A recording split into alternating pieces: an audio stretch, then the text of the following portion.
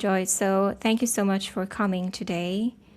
And the reason why I invited you, just to give a backstory, you are an INFJ, and also your work is very deep into not just INFJs, but MBTI and psychology and research. And I haven't even asked you what your PhD is like you're currently working on. But please tell me. I'm curious to know.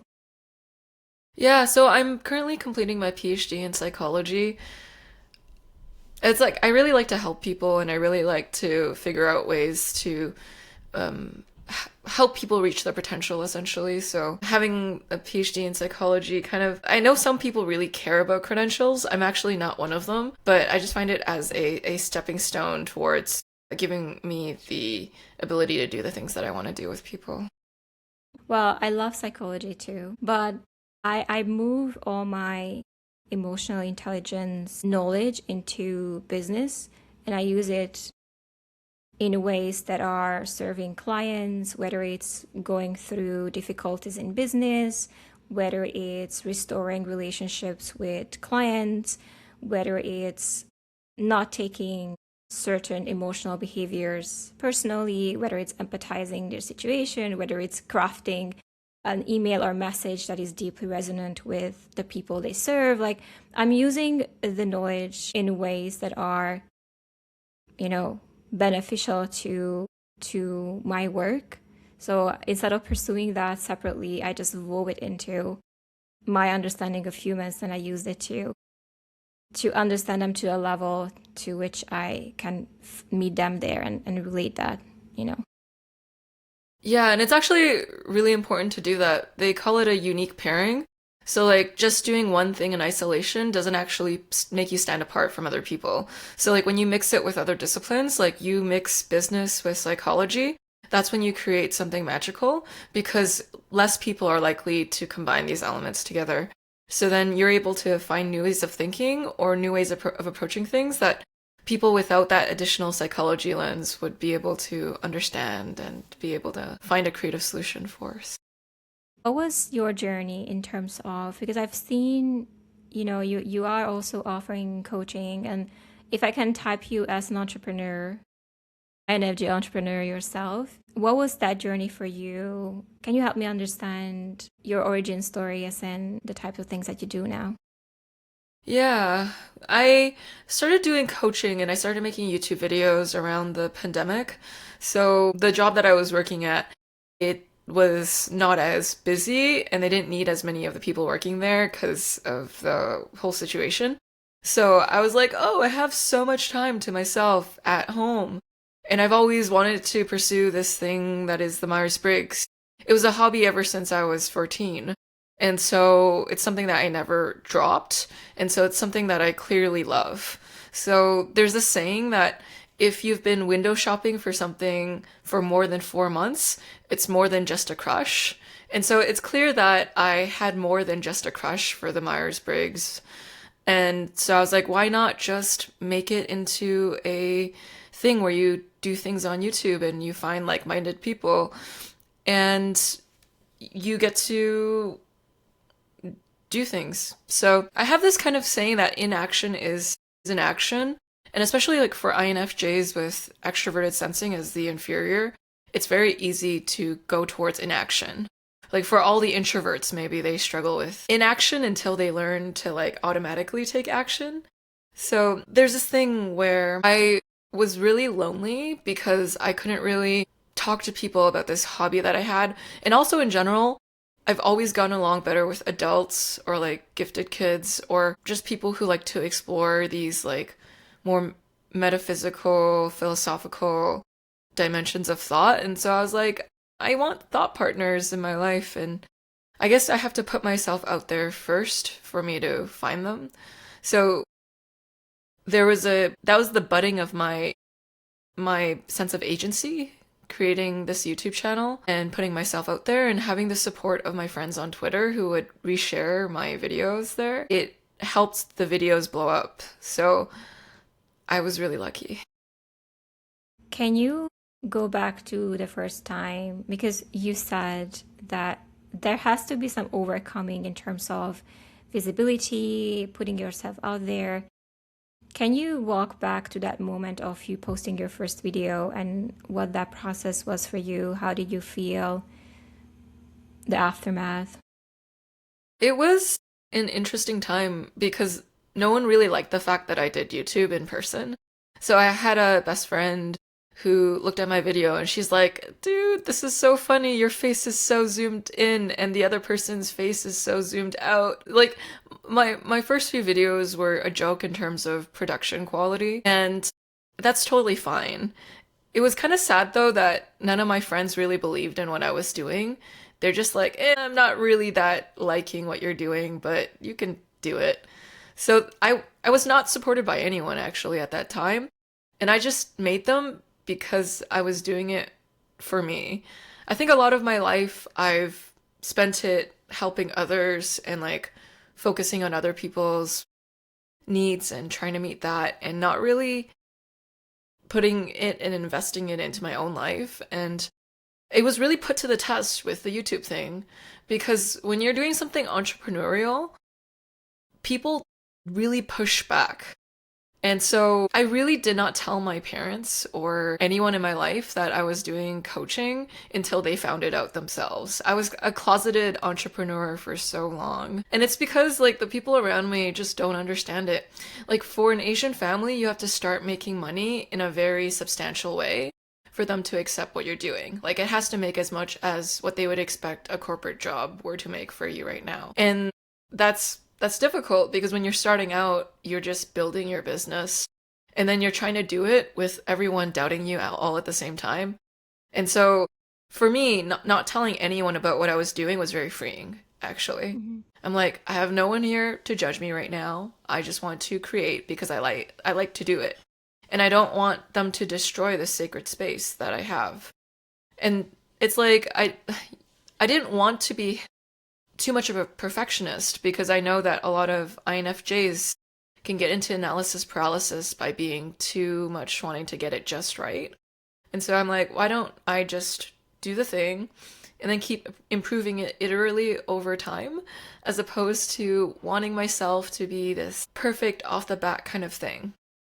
There's this saying, it's better to make 30 pots in 30 days than one pot in 30 days. And so there are a lot of these scientific studies that say that if you just keep trying, you'll create a better product than a person who's trying to get it perfect and to use this whole time to do that. So I kind of operate my life in that way. I know I'm naturally a perfectionist, so I do everything I can to not be perfect.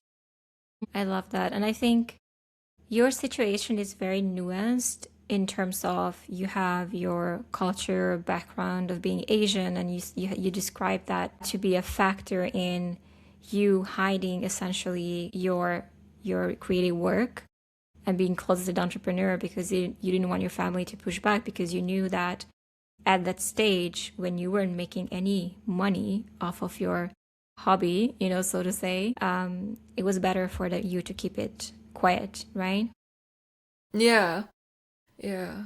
Because they wouldn't understand. And Asian culture can be very, well, not all families. Some of them are go against this trend, but I notice like the stereotype is that they can be very critical and judgmental because a lot of Chinese culture is comparison.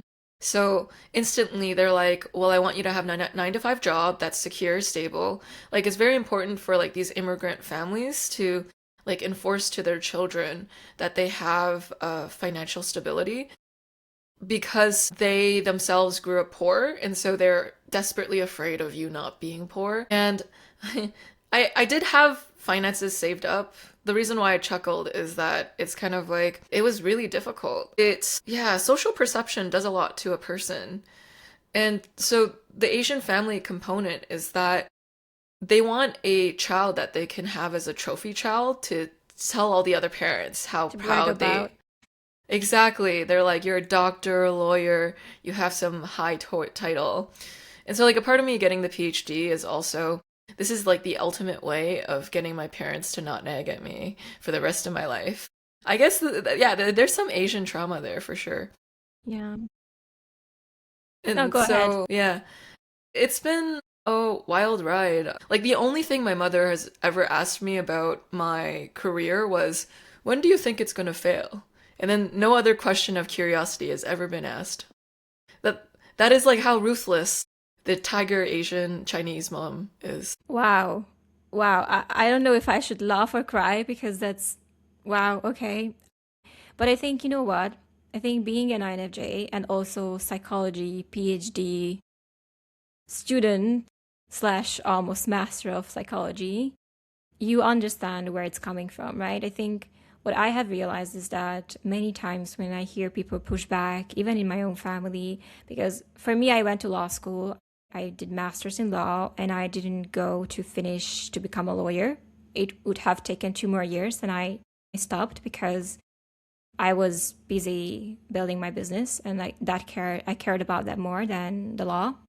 And so my father once told me that you wasted 6 years of your life for no reason. I'm like, thank you, Dad. That's really good. But just going back to all of that, I think we have the cognition to understand that deep, like what's really going on is there is worry. There is worry about your safety, your like what if they are not here anymore, they want you to be okay, and of course ego as well in terms of the trophy child bragging. It's cultural as well, like my partner is Asian, so I know the culture really really well in terms of expectations. And yes, I don't even know, like if you want to psychoanalyze it, I don't even know if it's some sort of enmeshment, like do they think the child is an extension of themselves, therefore if the child is not educated and they can't brag, then it's a shame. Then they take it personally because they watch together their own personal individual self with the children. I don't even know like what's going on, like probably something like that. But because I have an understanding of their limited capacity in perceiving the pathway that you perceive, and the fact that you are doing it with passion and you are doing it with care, and that's something that's more aligned with you, is ultimately going to pay off, even if it doesn't look like at the beginning. You can't be mad, you know? Like I understand them. I understand what they're saying and where they're coming from. Yeah, it's when you understand something enough, you have compassion for it is the saying. Like that's basically my life. And I also want to talk about this a little bit with you, like what your experience has been with this, because I remember creating my first podcast episode and I did it for my business as like a way of having conversations with people and tapping into audiences through their audiences and cross-pollinating for my business. And my dad, I remember telling my dad, hey, I just had my first interview. And it's like, no one is going to watch those things. Like, who's even listening? And people are listening. Even now, they are. So, you know, it's just funny. And now my mom and my sister, they discovered my YouTube channel. And my sister, she's 10, and she messaged me, I subscribed to your channel. I'm like, thank you. But yeah, just being someone who pioneers in whether it's just putting yourself out there and not being discouraged by initial pushback, I think that's the way to go. Hmm. Yeah. And it's interesting, like, yeah, entrepreneurs have to be okay with being a lone wolf for a period of time in what they're doing. It's like really nice to have the support, and usually the support will be other creators that you meet. So it's people like you consider equals, like someone who will understand if you complain about something you're going through, like they've gone through something like that too. I find like, although I have friends who care about me a lot in person, unless they've been a content creator themselves, there are just some things that they will never understand, and it's hard to share with them. So it's always good to have people who are actually like experiencing the kind of life that you're having too, because they just have a bigger capacity sometimes of getting it. So you don't have to keep explaining yourself and then them still not truly understanding. So At what part of what you're currently doing in terms of your coaching, and I know you're finishing your PhD, do you think your parents have like full cognition on what it is that you do for a living? like zero cognition on what I'm doing for a living. Yeah, they were able to find my YouTube channel eventually, and they are neutral about it. Like, I'm able to pay the bills, so they don't really say anything. I think they don't really know what personality theory is. Although my brother has now taken an interest in it because I think the girl like I don't know, like someone I don't know, people that he knows, they know about it and then he wants to know how they get along and so they just yeah, now he's asking me questions, which is different. So like people take seriously Myers-Briggs when they want to use it for their own relationships practically. That's when people come to me. It's like, Joyce, how do I optimize this relationship? And then now I'm just being used as this like matchmaker or Listen, you should charge for that, even if it's like an, like friendship level, because that's not a knowledge that that came easily to you. Like you spent time, energy, effort into understanding all of it. mm, yeah, I appreciate Start that. charging for it. Yeah, Did you especially type I your own think parents? Sorry, go ahead. yeah, it was very easy for me to figure out the types of my parents. My dad is a classical ISTJ, very routine. He does what is like comfortable and what can be repeated again and again. Like he likes to go to franchise restaurants because the kind of food that they'll give is the same quality every single time, and so he doesn't have to be disappointed. So classical. My mother is an ESFP, but because she is in Chinese culture, she seems a little bit like an ESFJ because they're a little bit more routine oriented. But my mother is like a super adventurous spirit who is not planned at all. So they were really easy for me to type. That was actually what really sold me on personality types is how clear they are in the people around me. It's interesting. It actually helped me understand why I was so different than everyone around me. So I guess the passion and conviction I have around type helped me get through it, even when I was deeply unsupported by the people around me. So I'm like, wow, this is so real. Like, the reality and truth of it was so undeniable. So it all started with in grade seven, I became friends with my principal, and I tried to convince my principal that there was something deeply different about me than other people, and I knew it, and I just needed her help with figuring it out. So she gave me a $20,000 psychologist evaluation, and they couldn't come up with anything. They're like, yeah, you might be depressed and anxious, but you have nothing else, so just letting you know that. And I'm like, this doesn't say anything about what I've been experiencing my whole life. And then when I came across the Myers Briggs, I'm like, oh, I think differently. I'm more abstract than most people, and that's why people's eyes glaze over when I want to have extensive soul conversation with them. So I see. Yeah, I think for me, in terms of like childhood, in terms of being INFJ, the only thing that I was very aware of is that I had this constant thought of I'm not understanding people's behavior, but I didn't know why. So in kindergarten, I've seen kids eating dirty ice or dirt or paper tissues, like, and I'm like, why are you guys eating them? Like, what's the point? And I've seen and observed my teachers in first grade being dysregulated and if, like coming to like certain days he's fine, certain days he's depressed, like just feeling his emotions and understanding that okay, he's not okay, and me as a child trying to cheer him up and be like, ha, ha, ha, and just being very aware of people's emotional states around me. I think that was something like I picked up on my dad, my mom, like Yeah. everyone all the time, teachers, nervous systems, everywhere I went. Yeah, later when I found out and did the test, and just it made sense retroactively. I didn't know it at the time. I was just like, huh, okay, that makes sense. So yeah, that helped me a lot. Yeah, I wondered what was the point a lot of the time too, when I would see kids doing things that seemed kind of really pointless. Right? Yeah. There's a lot of weird stuff kids do that I don't think they even question. And I think, I don't know, the self reflection part to me, I think the reason why I love psychology is that it gave me language for a lot of things I didn't have language for, what I was doing or experiencing or seeing. And now I can give it like an exact language. When I see someone dysregulated, oh, that's dysregulation, or see someone overcompensating, that's overcompensation, or like I can label behaviors very quickly that I observe and perceive. And it helps me kind of organize my thoughts better and clearer in terms of what I'm seeing.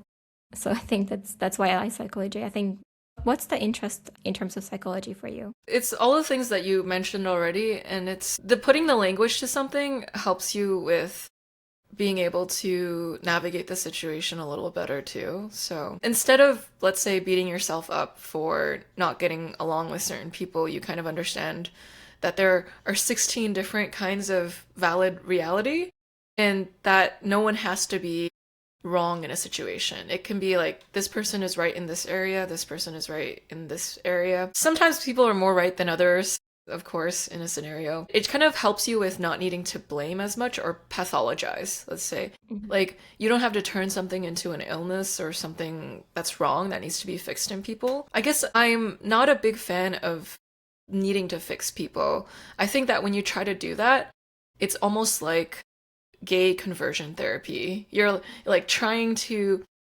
take the nature of someone and then try to twist it in a way where they're trying to be something that they're not their whole life, and it's like you're basically they used to like shock people to turn them not gay, and like, oh, if you just withstand enough pain you will then change your sexual orientation.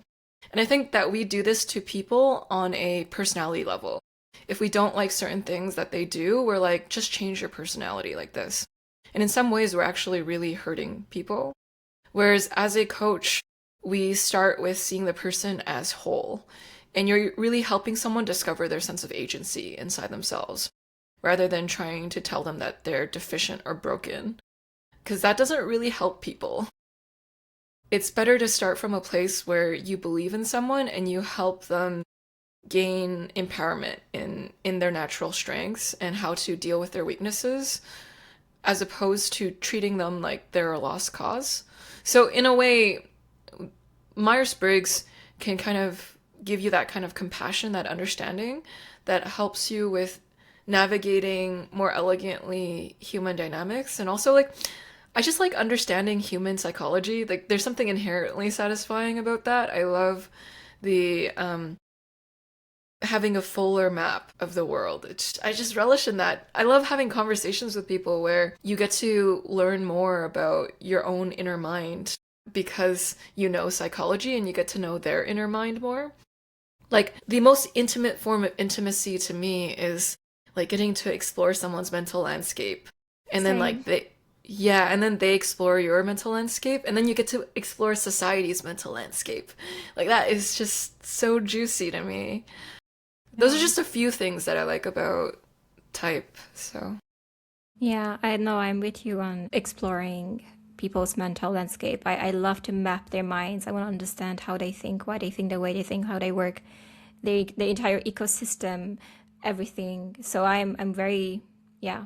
To me it's curiosity to a degree of, I don't know, obsession. Like, I don't know, just really, really understanding how some people think. And I think here what's interesting to me is, because I'm not sure what's your experience, but to me, because I have such curiosity in understanding people, often notice that I don't get the same mirroring back.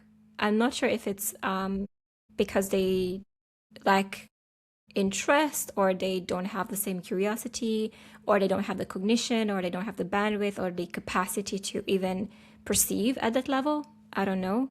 But this is something I had to kind of learn in terms of my connections, even my friendships, to cultivate friendships in which I can feel met, not just being the one who is doing the, you know, mapping all the time.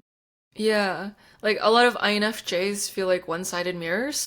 You're very able to mirror the other person back to themselves and to be able to map them, but they can't do that back to you. So, in some ways, like, I notice a lot of INFJs collecting tools to help other people map them better as well, too.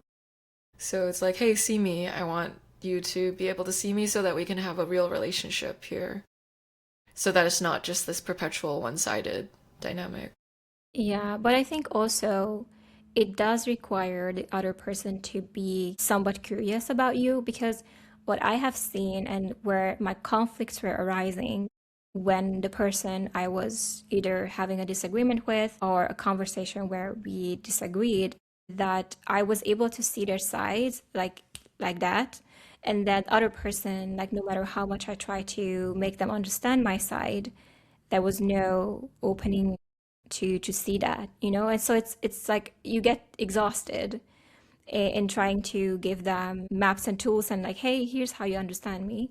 If they don't have natural curiosity to not label you, or they don't fall prey to their own projections, for example, then it becomes an exhausting process. So just learning that discernment of who do I give, who do I mirror back? Like, who do I give my energy to? Where do I not try to explain myself? I think that was a journey for me, and it still is a journey in cultivating the people who can meet me there. Yeah, it's true that you have to have inherently curious people around you. I think also with INFJs, learning to share about yourself also helps as well. Like sometimes people don't have the chance to be curious because sometimes INFJs can camouflage, they can people please. And so they just end up not sharing any insights or stories or personal details about themselves that give people the permission to be curious. Like sometimes people are afraid to be curious, or it's not intuitive of them to be curious. And that's something I've had to learn. Yeah, that's interesting. I think what you're saying, like, I love that you said that you should also start sharing more of what's going on for you so that people can understand and meet you there. What I have been doing is, as part of my evolution, is explicitly telling people my needs, like in terms of preference. I had this occasion where one of my old classmates wanted to meet me for coffee, and last minute he said, hey, can I also bring my girlfriend so you guys can meet and just like three of us hang out? And I'm like, sure. Like, even though there were things I wanted to maybe talk about, I know that now I have to prep for another person and also kind of rethink the entire conversation I was planning to have. So after the conversation happened, he checked in me like, hey, sorry, hopefully it wasn't too uncomfortable for you. And I simply said, no, I'm able to manage and you know, be present in the conversation. But to me, my focus is really just getting attuned to one person at a time. So it really took a lot of energy out of me to be with you and with her and with you and her. So it really drained me at the end. So I expressed that to him, and I got no response since ever, like since then. And I was like, okay, so you can't really meet me there. Like, I was hoping he says, oh, sure, maybe next time we'll just hang out, the two of us. Like, I was expecting some sort of like a reassuring response, like, it's okay, I understand, or something. But I was met with no answer. I was like, okay, well, that I have my answer now, then you can't, you know, understand where I'm coming from. Yeah, so you said your need at that point, and he didn't have the capacity to be able to meet you there. And there's a saying that if you don't ask, then they won't give. And so you did your part, and it was up to him to have followed up. I think sometimes it's very vulnerable to say what you need from a scenario, and that's definitely a really courageous thing to do. And so that's like the INFJ growth path, stating your needs more. Yeah, and I think this is maybe subconscious testing as well. Like, let me put my needs out there and see if you can meet them. But really clearly, not like hinty, but like actually with compassion and groundedness. No like blaming, no judging, just saying it and just see if people can meet me there. And I think that has been the ultimate test of my relationships, friendships, connections, to see if, you know, they meet me there, or they cannot. And it's not because they are bad. It's just because maybe they don't have the capacity, or they don't know what to do, take it personally. Like, there's just so many reasons why they cannot. But at the same time, then I don't have any expectations that are gonna ultimately disappoint me because I'm expecting something more that's not really there. What do you think about the ability for people to grow? Because you did say that in terms of the way your coaching works and the way you approach it is by not treating people as broken, but people that, you know, they have the ability to, they have their strength, and then from that strength they can feel empowered to move forward in their life. Yeah, I think a lot of life can make people feel like they have to twist into a pretzel to be able to survive. And then they feel stuck because they don't feel like they're actually able to feel themselves anymore. And so a lot of coaching is getting people to realize what they actually want, and then what that is going to entail is, so I think my approach to coaching is that I will take my clients through this journey where I get them to share very deeply about themselves and their feelings. So I make space for all of them to exist there.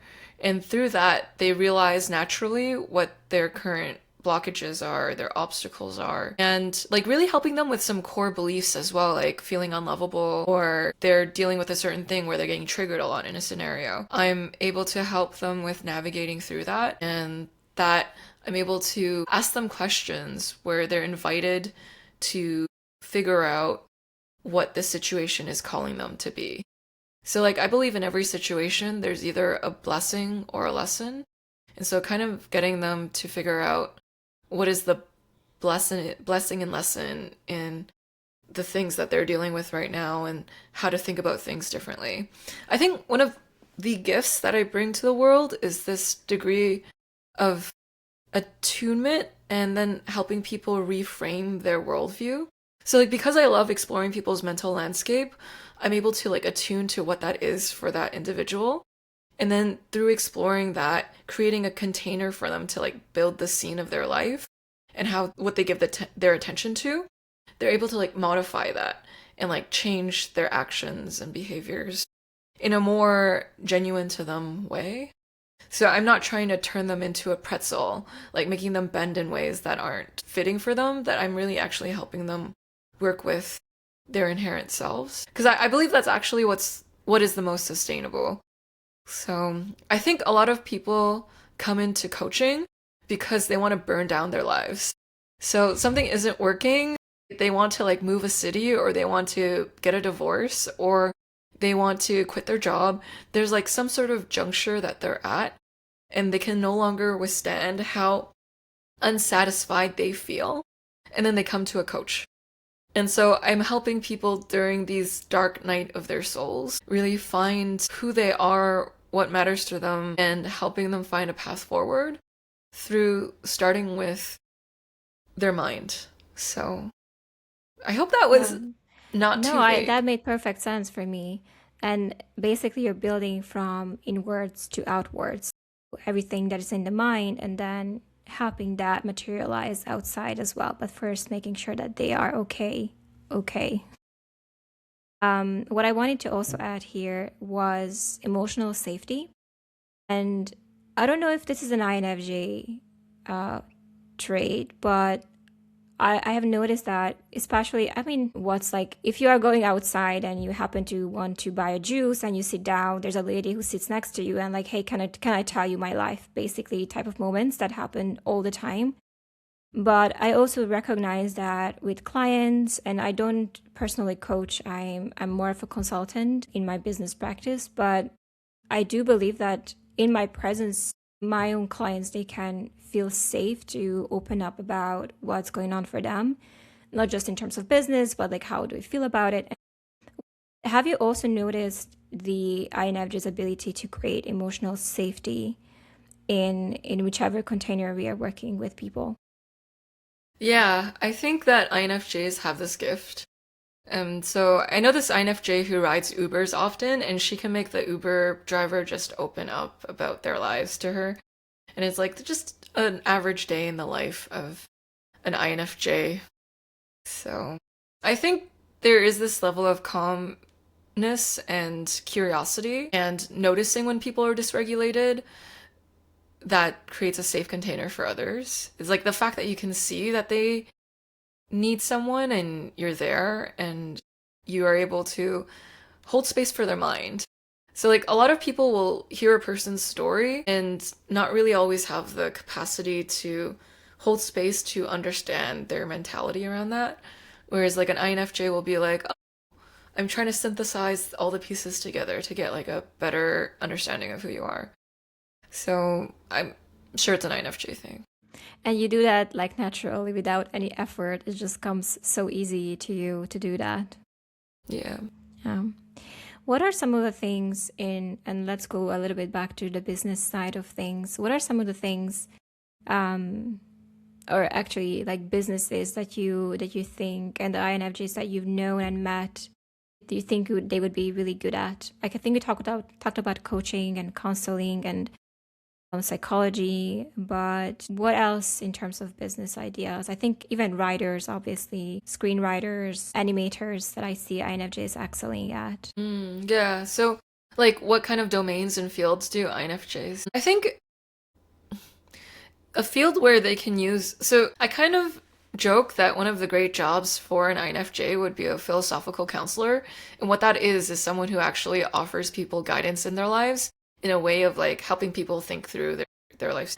I think psychology, some like an INFJ can do many different careers, but they will usually weave psychology into whatever career that they are part of.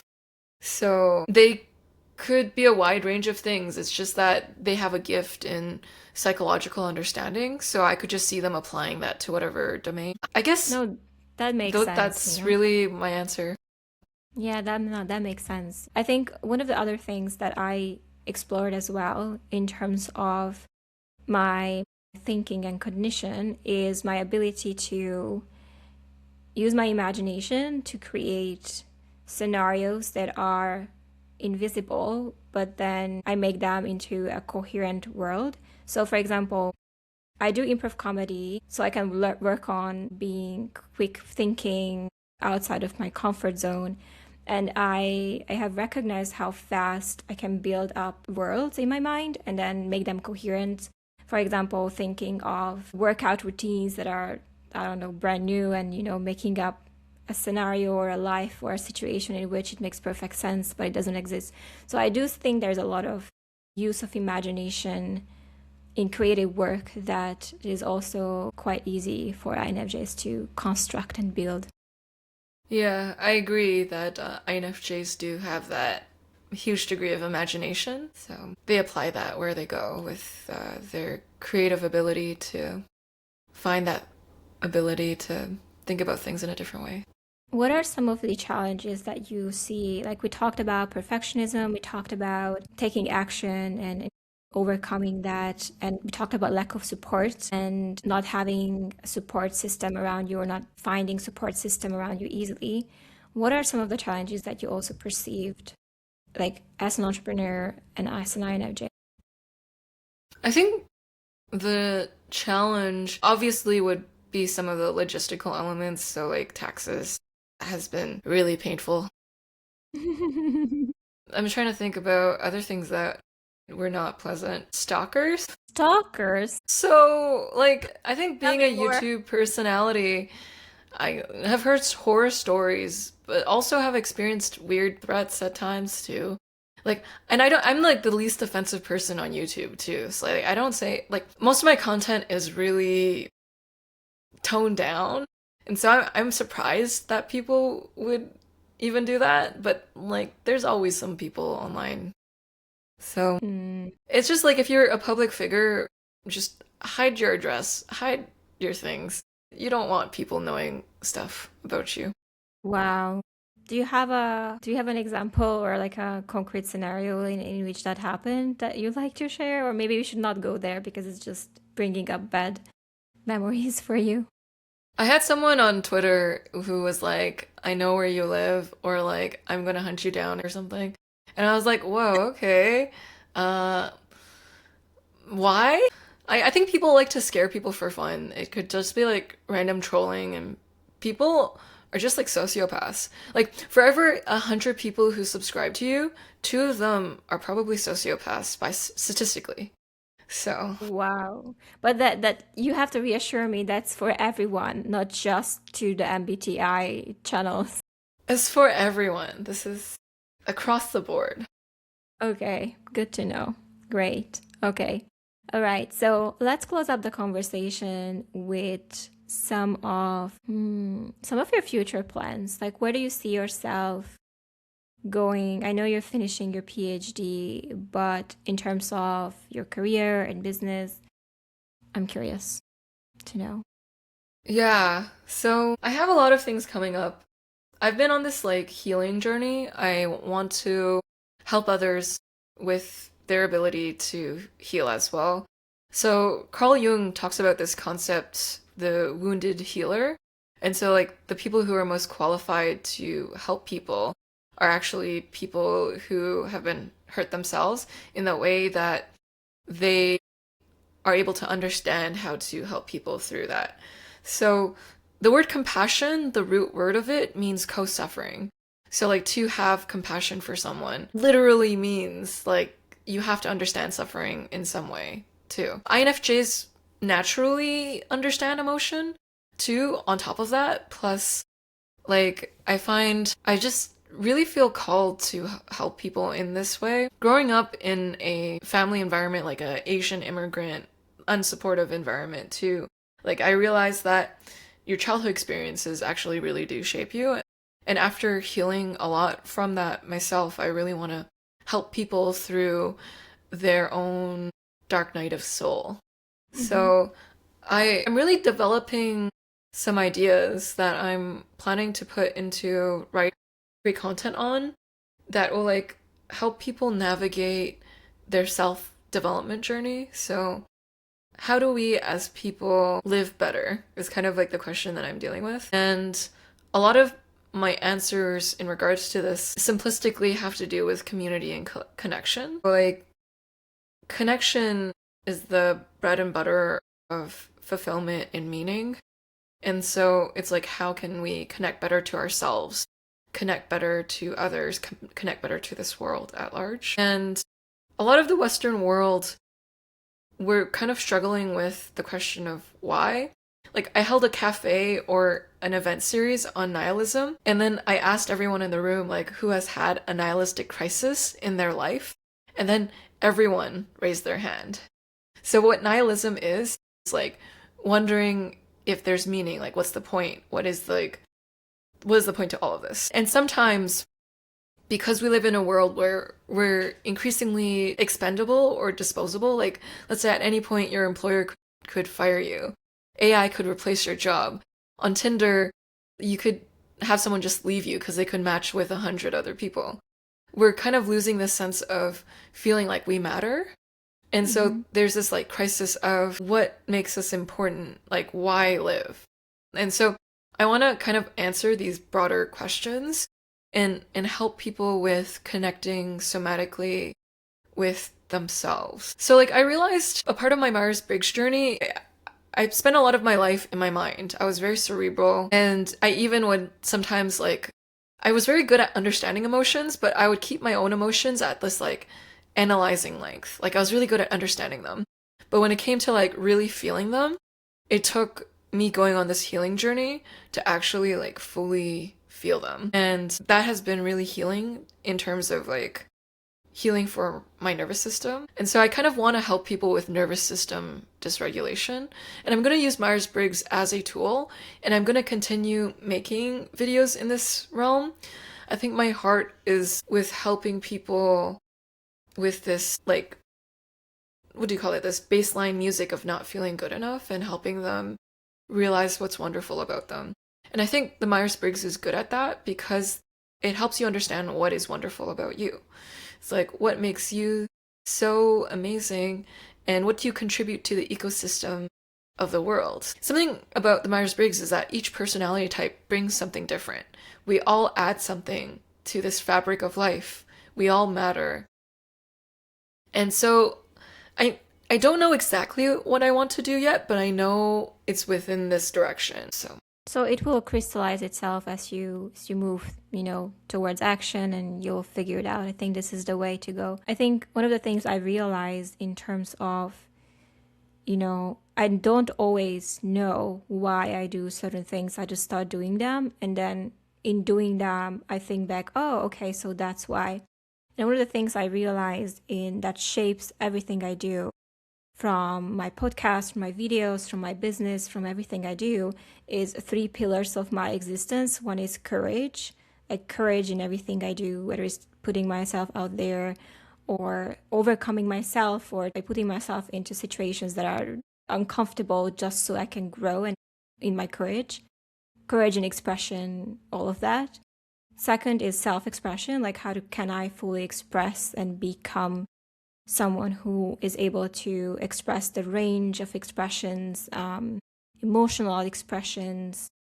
And then and the third one is constant growth, like this constantly growing mindset of how can I be better every single day as I keep journeying through life. So I realized those pillars were always there, and they didn't come to me immediately. They just the core foundation of my existence and in everything I do.